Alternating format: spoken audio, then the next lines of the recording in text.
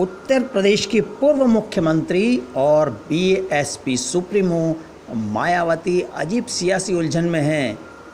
अकेले इस सियासी संग्राम में पार पाना आसान नहीं है और बड़ा सवाल यह है कि वे किस पर भरोसा करें, किसके साथ जाएं, किसका विरोध करें। कांग्रेस से तो पहले से ही नाराज है मायावती और पिछले लोकसभा चुनाव के बाद समाजवादी पार्टी से भी सियासी रिश्ता खत्म हो गया है।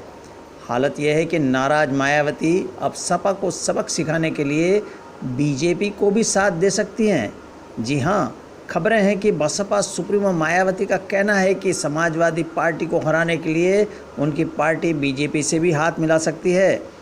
जाहिर है, बसपा गैर भाजपाइयों का सियासी खेल खराब करने की रणनीति पे काम कर रही है। उधर एमपी में 28 सीटों पर हो रहे उपचुनाव में भी मायावती की बसपा ने 2 दर्जन से ज़्यादा सीटों पर उम्मीदवार खड़े किए हैं। इनमें भी 1 दर्जन से ज़्यादा उम्मीदवार तो ग्वालियर चंबल क्षेत्र में हैं, जहां पहले से ही बीएसपी का राजनीतिक दबदबा है। उल्लेखनीय है कि वर्ष 2018 के विधानसभा चुनाव में बसपा को जिन 2 सीटों पर जीत मिली थी वे भी इसी क्षेत्र की हैं। यही नहीं, कई अन्य सीटों पर भी बसपा उम्मीदवारों ने बेहतर प्रदर्शन किया था। अब सवाल यह है कि बसपा इस उपचुनाव में किसका नुकसान करेगी। पहली नज़र में तो लगता है कि कांग्रेस का नुकसान अपेक्षाकृत ज़्यादा होगा, क्योंकि ज़्यादातर सीटों पर मुकाबला त्रिकोणीय होता नज़र आ रहा है।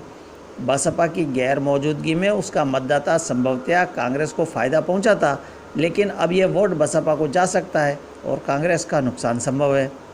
हालांकि उपचुनाव का सियासी समीकरण तो कई कारणों से उलझा हुआ है, इसलिए पक्के तौर पे ये नहीं कहा जा सकता है कि इससे केवल कांग्रेस को ही नुकसान होगा।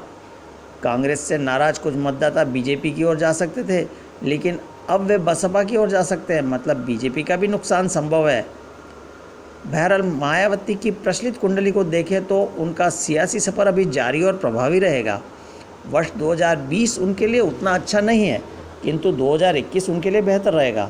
हालांकि सियासी सितारों का साथ यूपी विधानसभा चुनावी वर्ष 2022 में उतना असरकारी रहना थोड़ा मुश्किल है, लिहाजा चुनाव के दौरान संभल कर सियासी चाल चलनी होगी।